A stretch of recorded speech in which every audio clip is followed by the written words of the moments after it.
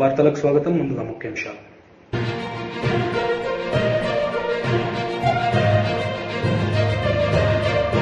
కర్ణాటకలో కాంగ్రెస్ గెలుపుపై హర్షం వ్యక్తం చేస్తున్న రేవంత్ రెడ్డి, తెలంగాణలో కూడా అధికారం కాంగ్రెస్ దే అని ధీమా వ్యక్తం.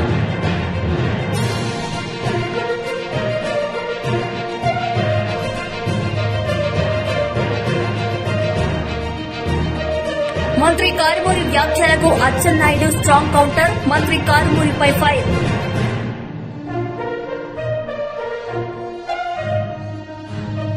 రాష్ట్రంలో హిందూ సంఘటిత శక్తిని చాటేందుకు కరీంనగర్లో 1,00,000 మందితో హిందూ ఏక్తా యాత్ర నిర్వహించినట్లు భాజపా రాష్ట్ర అధ్యక్షుడు బండి సంజయ్ ప్రకటించారు. హిందూ ఏక్తా యాత్ర ద్వారా 14వ తారీఖు నాడు సాయంత్రం 4 గంటలకు వైశ్యబంధు నుంచి నిర్వహించినటువంటి హిందూ ఏక్తా యాత్రలో తెలంగాణ రాష్ట్ర వ్యాప్తంగా కార్యకర్తలు, హిందూవాదులంతా కూడా, ముఖ్యంగా యువకులందరూ కూడా, హిందూ ధర్మం గురించి ఆలోచించే యువకులు, హిందూ సమాజం అంతా కూడా ఇవాళ ఈ నెల 14వ తారీఖు నాడు జరిగే హిందూ ఏకయాత్రలో పాల్గొంటున్నారు. పాల్గొనాల్సింది కూడా విజ్ఞప్తి చేస్తున్నాం. దీని ద్వారా ఒక సంకేతం, హిందూ సమాజం సంఘటితంగా ఉంది, హిందూ సమాజం యొక్క సంఘటిత శక్తిని ప్రదర్శించడానికి, హిందువులో ఐక్యత ఉందని ప్రదర్శించడానికి, హిందువుల జోలికొస్తే హిందువులను కించపరిచే ప్రయత్నం చేస్తే ఈ విధంగా మా ఐక్యతను ప్రదర్శిస్తామని చెప్పి ఒక సంకేతం ఇవ్వడానికి ఈ హిందూ ఏకతా యాత్ర నిర్వహిస్తాను. మరి తెలంగాణ రాష్ట్రంలో ఉన్నటువంటి యువత, హిందువులందరూ కూడా పెద్ద సంఖ్యలో పాల్గొనాల్సిందిగా విజ్ఞప్తి చేస్తున్నాం. దానికి సంబంధించి ఏర్పాట్లన్నీ కూడా పూర్తవుతున్నాయి. ఈ హిందూ ఏకతా యాత్రకు అస్సాం ముఖ్యమంత్రి అయినటువంటి శ్రీ హేమంత్ బిశ్వ శర్మ గారు, అదేవిధంగా జాతీయ ప్రధాన కార్యదర్శి తెలంగాణ రాష్ట్ర ఇన్ఛార్జ్ అయినటువంటి తరుణ్ చుగ్ గారు, దాంతోపాటు కేరళ స్టోరీ సినిమా డైరెక్టర్ గారు, ప్రొడ్యూసర్ గారు ఫోన్ చేశారు, మేము తెలంగాణకు రావాలనుకుంటున్నాం, హిందూ ఏకతా యాత్రలో పాల్గొనాలని చెప్పి అనుకుంటున్నాం అని చెప్పి వారు కూడా రిక్వెస్ట్ చేయడం జరిగింది. వాళ్ళని కూడా తప్పకుండా రమ్మని చెప్పినాం. కేరళ స్టోరీ ఒక మంచి స్ఫూర్తిదాయకమైన సందేశం ఇచ్చిన స్టోరీ కాబట్టి తప్పకుండా రమ్మని చెప్పినాం. బట్ వీళ్ళందరూ నాయకులు అందరూ వస్తారు కాబట్టి ఈ హిందూ ఏకతా యాత్రను పూర్తి స్థాయిలో విజయవంతం చేయడానికి ప్రతి ఒక్కరు కష్టపడి పనిచేస్తూ ఉన్నారు. ఇప్పుడు అందరూ స్వచ్ఛందంగా తరలిరావాల్సిందిగా ఈ సందర్భంగా విజ్ఞప్తి చేస్తున్నాం. ఈ కుహనా లౌకికవాదులకు, మైనార్టీ సంతుష్టికరణ విధానాలు అవలంబించినటువంటి ఈ వ్యక్తులకు, పార్టీలకు గుణపాఠం చెప్పాలంటే హిందూ శక్తిని చాటాలి. రాజకీయాలకు అతీతంగా నిర్వహించినటువంటి హిందూ ఏకతా యాత్ర వేలాదిగా తరలిరావాల్సిందిగా విజ్ఞప్తి చేస్తూ 1,00,000 మంది టార్గెట్ పెట్టుకున్నాం. పెద్ద ఎత్తున తరలి వచ్చే అవకాశం ఉన్నాయి. అన్ని ఏర్పాట్లు కూడా ముందుకు సాగుతా ఉన్నాయి. దాంతోపాటు మన జగిత్యాలలో జరిగిన సంఘటన నిజంగా సభ్య సమాజం తలదించుకునే ప్రభుత్వం వ్యవహరించిన తీరు వల్ల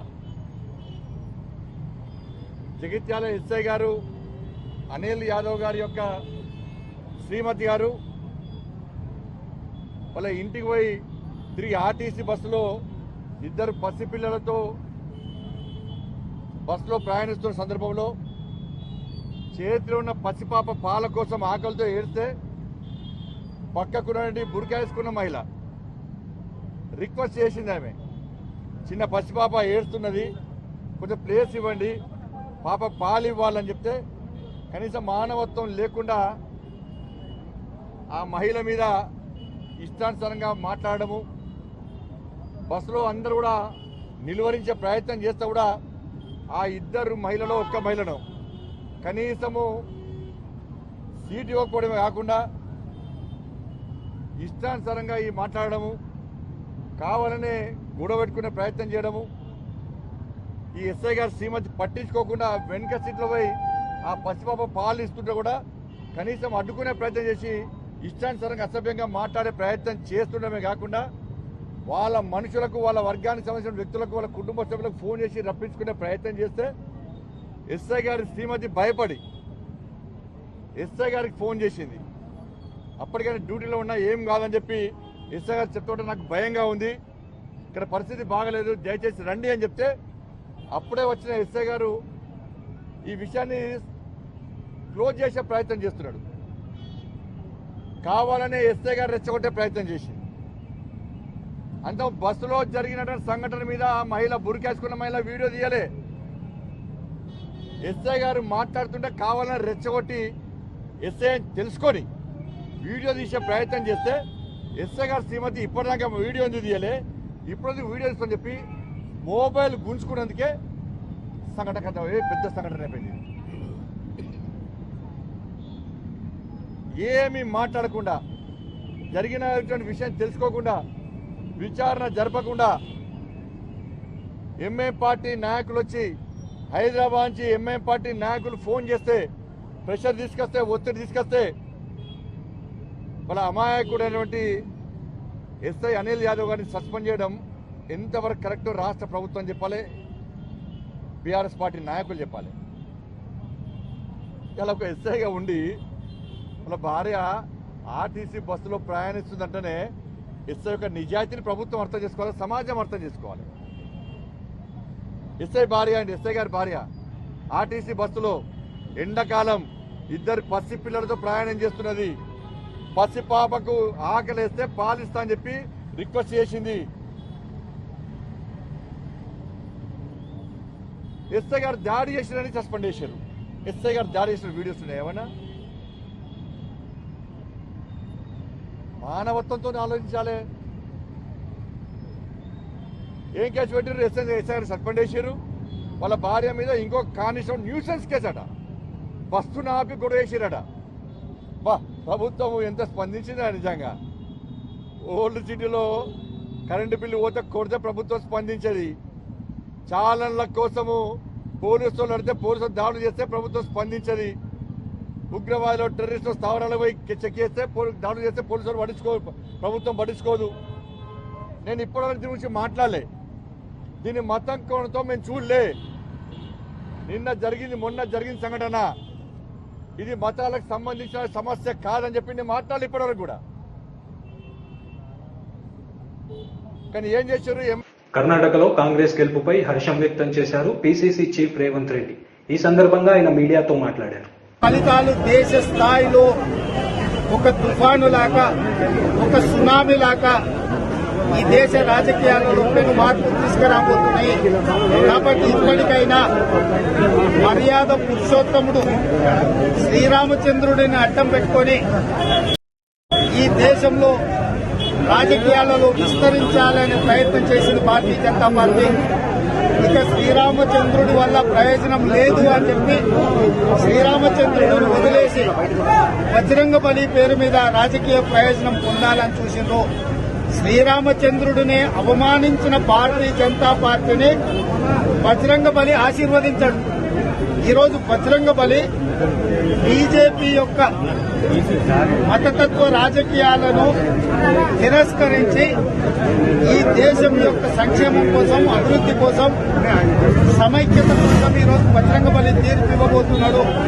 కాబట్టి ఇప్పటికైనా బీజేపీ నాయకులు మతాన్ని అడ్డం పెట్టుకుని రాజకీయ ప్రయోజనం పొందాలన్న ఆలోచన నుంచి బయటకు వచ్చి ఈ దేశం యొక్క అభివృద్దిని, సంక్షేమాన్ని ఏ రకంగా ముందుకు తీసుకెళ్తారో ప్రజలు గౌరవించాల్సిన బాధ్యత ఉన్నది. అదేవిధంగా నరేంద్ర మోడీ గారు పూర్తి స్థాయిలో కర్ణాటకలో రాజకీయ ప్రయోజనాల కోసం ప్రయత్నం చేసిండు. బీజేపీని ఓడించడం ద్వారా నరేంద్ర మోడీని తిరస్కరించారు. జేడీఎస్ ను తిరస్కరించడం ద్వారా కేసీఆర్ ను ఓడించారు. కర్ణాటక ఎన్నికల ఫలితాలలో నరేంద్ర మోడీ, కేసీఆర్ గారు ఇద్దరు అక్కడి ప్రజల్ని తిరస్కరించారు. ఇవాళ కాంగ్రెస్ పార్టీని గెలిపించడం ద్వారా, అస్థిరత రాజకీయాల ద్వారా, హంగ్ అసెంబ్లీ ద్వారా తన మనుగడ సాధించాలనుకున్న కేసీఆర్ ను ఇవాళ కర్ణాటక ప్రజలు తిరస్కరించారు. అదేవిధంగా విద్వేషపూరితమైన రాజకీయాలను మోడీని తిరస్కరించారు. సుస్థిర పరిపాలనను, దేశం యొక్క సంక్షేమం కోసం ఈరోజు కర్ణాటక ప్రజలు కాంగ్రెస్ అనుకూలంగా తీర్పిచ్చారు. ఈ తీర్పును కాంగ్రెస్ పార్టీ తెలంగాణ శాఖ సాధారణంగా ఆహ్వానిస్తుంది. ఇదే ఫలితాలు దేశవ్యాప్తంగా రాబోతున్నాయి. తెలంగాణ ప్రభావం ఉంటుంది, కర్ణాటక ఎన్నికల ప్రభావం ఖచ్చితంగా. మేము మొదటి నుంచి చెప్తూనే ఉన్నాం, దక్షిణ భారతదేశంలో భారతీయ జనతా పార్టీకి స్థానం లేదు. ఆ తీర్పు ఇవ్వడం ద్వారా మోడీని తిరస్కరించడం ద్వారా కర్ణాటక ప్రజలు తీర్పిచ్చారు. దాంతో కేరళలో కానీ, తమిళనాడులో కానీ, ఆంధ్రప్రదేశ్లో కానీ, కర్ణాటకలో కానీ, తెలంగాణలో కానీ, దక్షిణ భారతదేశంలో మోడీని, బీజేపీని ప్రజలు స్పష్టంగా తిరస్కరించారు. రెండవది, జేడీఎస్ ద్వారా అన్ని అసెంబ్లీ తీసుకొచ్చి అస్థిర రాజకీయాలను సృష్టించి తమ అధికారాన్ని సుస్థిరం చేసుకోవాలని కేసీఆర్ ఏదైతే ప్రయత్నం చేసిందో ఆ ప్రయత్నాన్ని కూడా తిప్పికొట్టిండ్రు. కాబట్టి ఇప్పుడు స్పష్టంగా కాంగ్రెస్ తో కూడుకున్న ప్రభుత్వమే తమిళనాడులో వచ్చింది. స్వయంగా కాంగ్రెస్ ప్రభుత్వమే కర్ణాటకలో వస్తుంది. రేపు తెలంగాణలో కూడా సుస్థిరమైన కాంగ్రెస్ ప్రభుత్వాన్ని ఏర్పాటు చేయబోతున్నాము. విభజించు పాలించు విధానానికి, అస్థిర రాజకీయాలకు శాశ్వతంగా కాంగ్రెస్ చరమగీతం పాడబోతుంది.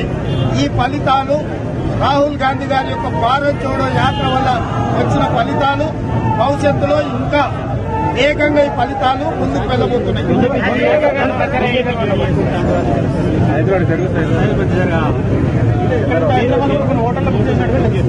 నేను అనేది ఏంటంటే కర్ణాటకలో కాంగ్రెస్ గెలుపుపై హర్షం వ్యక్తం చేశారు పీసీసీ చీఫ్ రేవంత్ రెడ్డి. ఈ సందర్భంగా ఆయన మీడియాతో మాట్లాడారు. देश की जनता से मिला जनादेश था। अनेकों दशकों बाद भारत की जनता ने लगातार दूसरी बार प्रचंड बहुमत वाली स्थिर सरकार बनाई थी। देश को ये विश्वास हो गया था कि इंडियाज मूवमेंट आ गया है। आज 4 वर्ष बाद आपकी समिट की थीम है टाइम ऑफ ट्रांसफॉर्मेशन, यानी जिस ट्रांसफॉर्मेशन का विश्वास था वो अब जमीन पे दिख रहा है। साथियों, आज देश में जो बदलाव आ रहा है उसकी दिशा क्या है, इसको मापने का एक तरीका है अर्थव्यवस्था के विकास और विस्तार की गति। भारत को $1 ट्रिलियन की अर्थव्यवस्था बनने में लगभग 60 साल लगे, 60 years। 2014 तक हम लोग किसी तरह $2 ट्रिलियन के मार्क तक पहुंच पाए थे, यानी 7 दशक में $2 ट्रिलियन की अर्थव्यवस्था। लेकिन आज हमारी सरकार के 9 वर्ष बाद भारत आज लगभग $3.5 ट्रिलियन इकोनॉमी वाला देश है।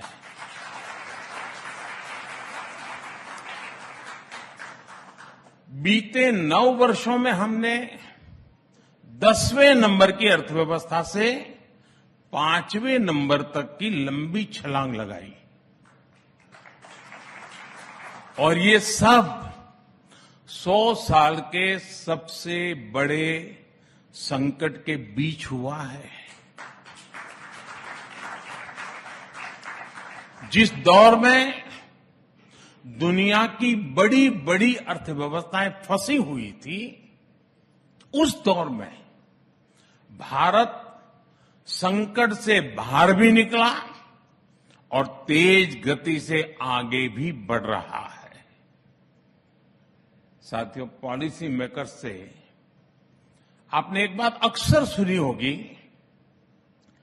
फर्स्ट ऑर्डर इंपैक्ट, यानी किसी भी नीति का पहला और स्वाभाविक परिणाम।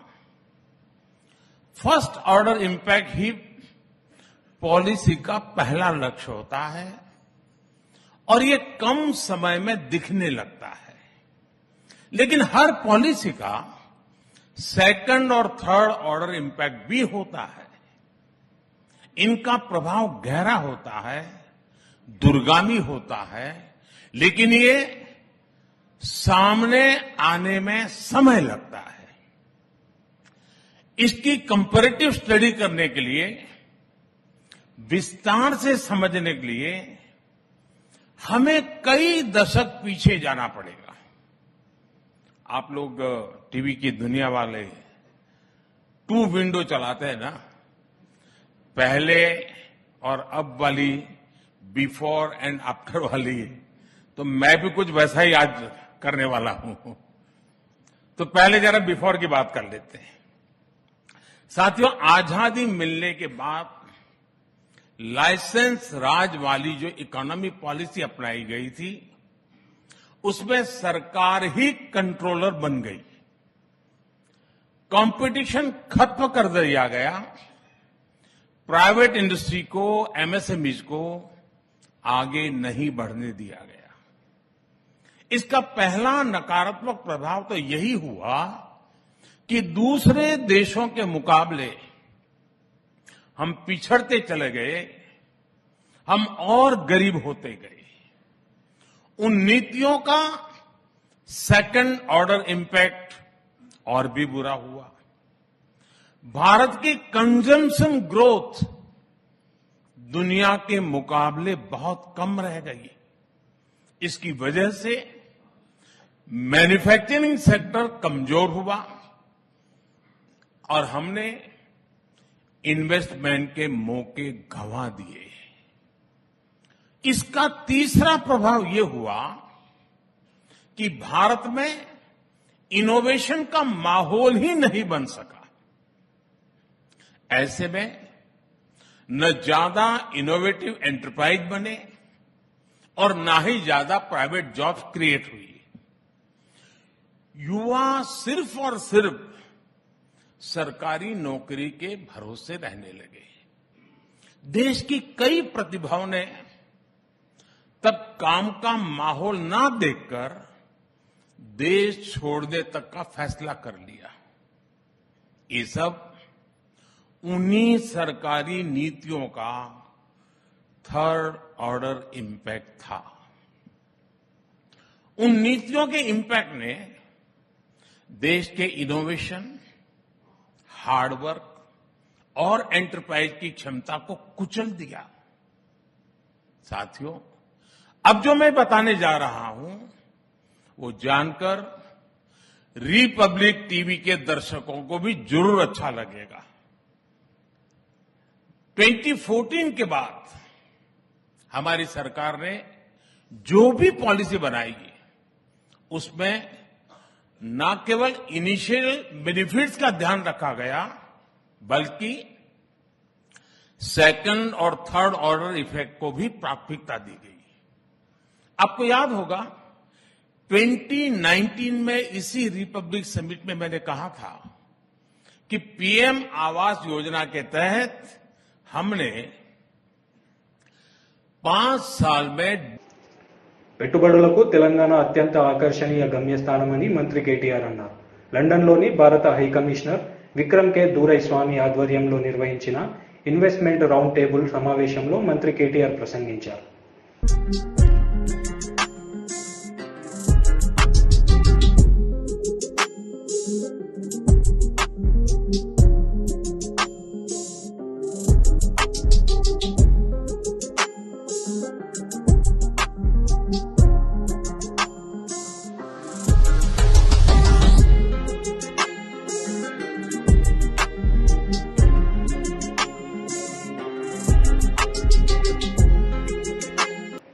మంత్రి కారమూరి వ్యాఖ్యలకు అచ్చెన్నాయుడు స్ట్రాంగ్ కౌంటర్ ఇచ్చారు. ఈ సందర్భంగా అచ్చెన్నాయుడు మంత్రి కారమూరిపై మండిపడ్డారు.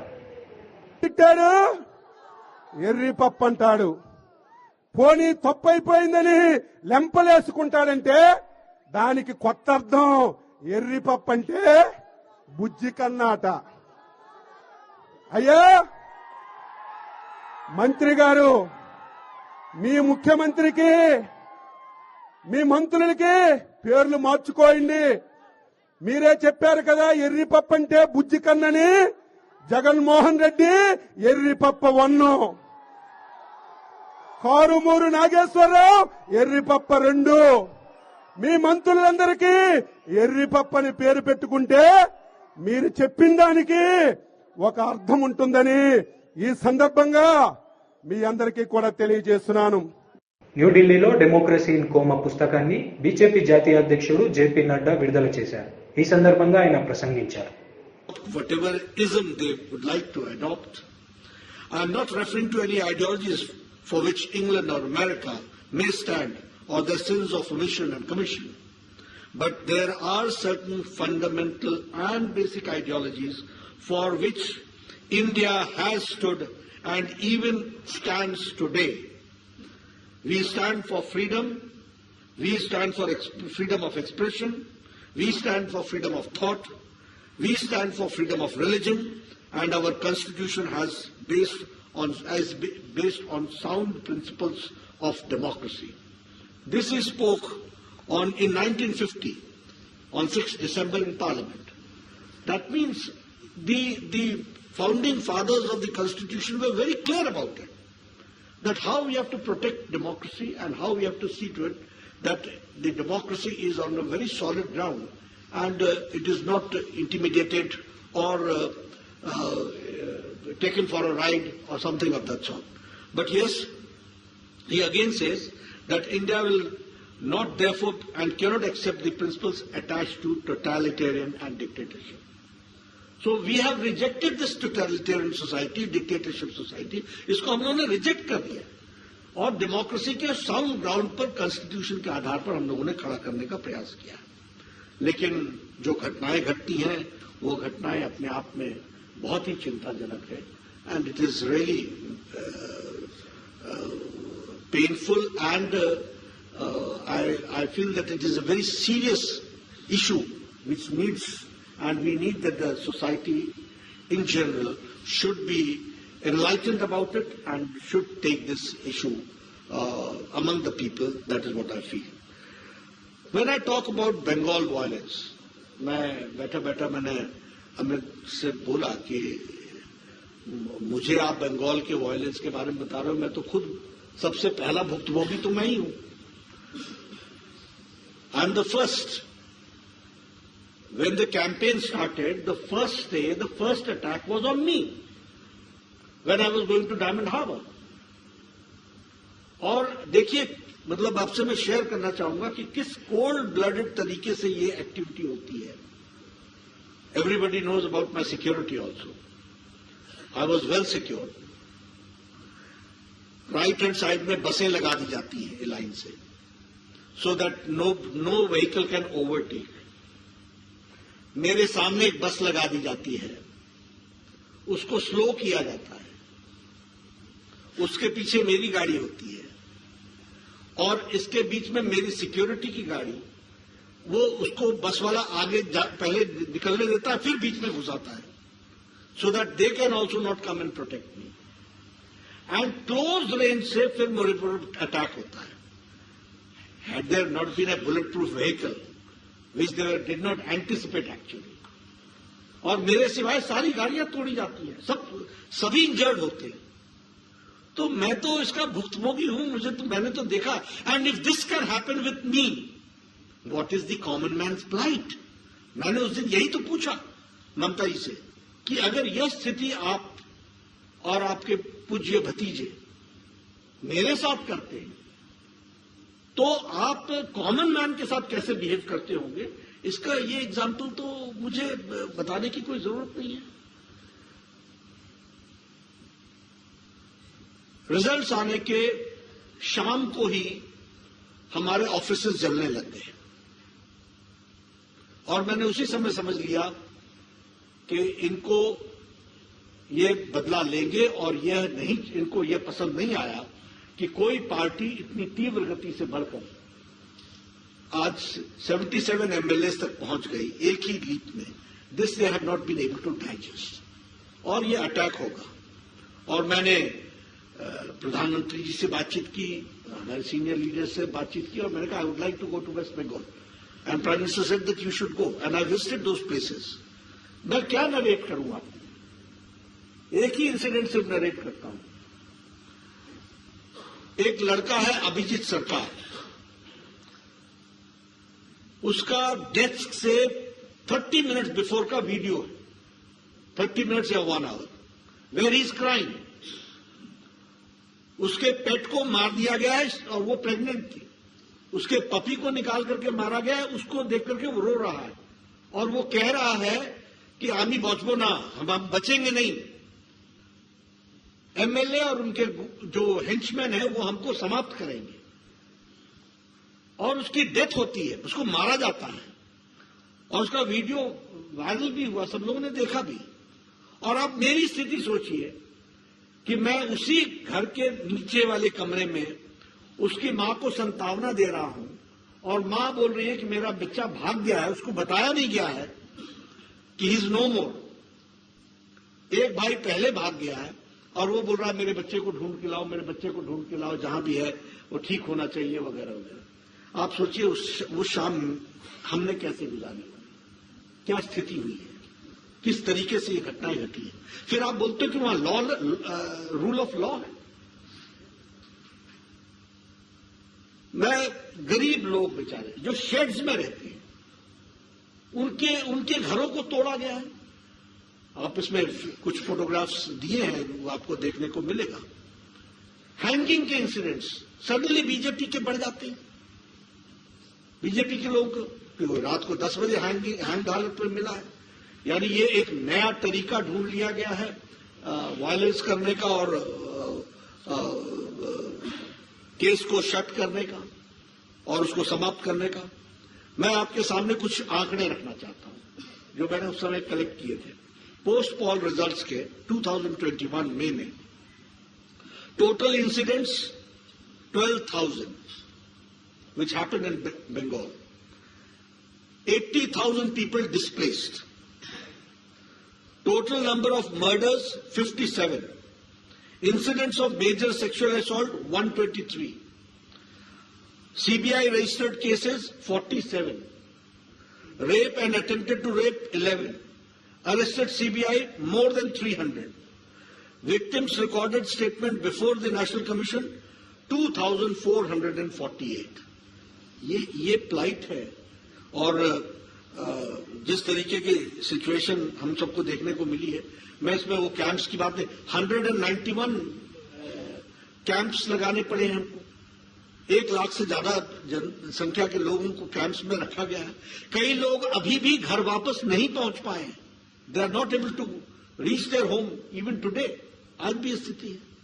तो ये सारी सिचुएशन आज आकर के खड़ी हुई है।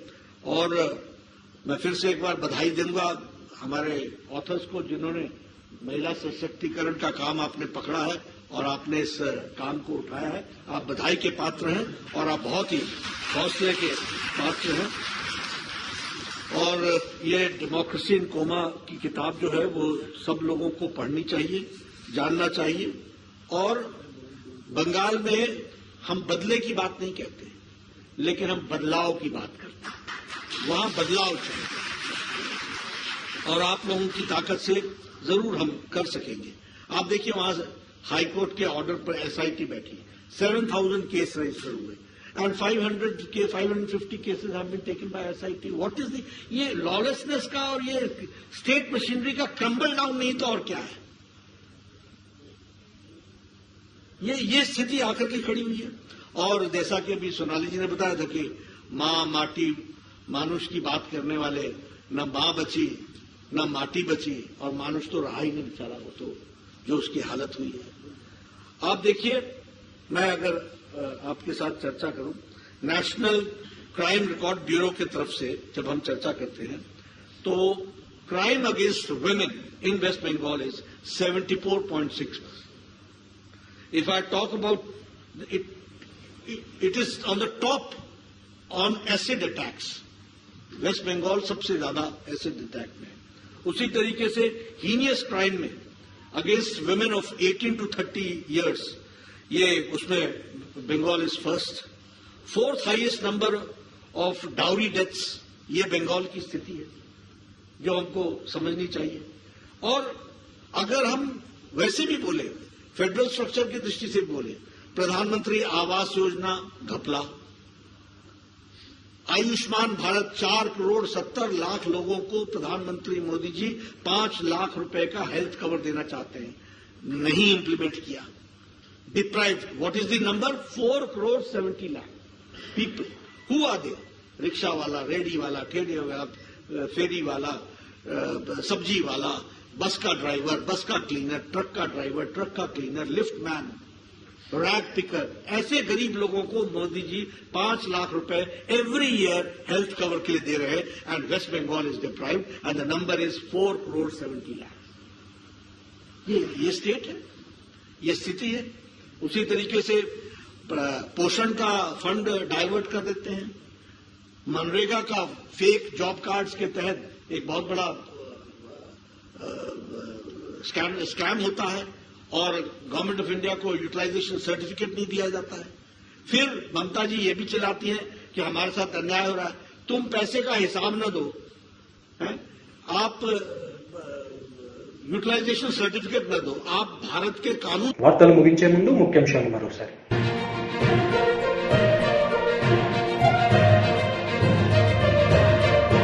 కర్ణాటకలో కాంగ్రెస్ గెలుపుపై హర్షం వ్యక్తం చేస్తున్న రేవంత్ రెడ్డి, తెలంగాణలో కూడా అధికారం కాంగ్రెస్ దే అని ధీమా వ్యక్తం.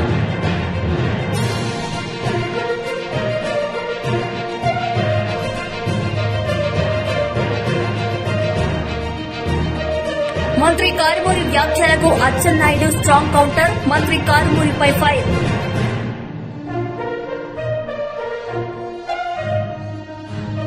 ఈ వార్తలు ఇంతటితో సమాప్తం. తిరిగి ప్రసారమయ్యే వార్తల్లో మళ్ళీ కలుద్దాం. అంతవరకు సెలవు. నమస్తే.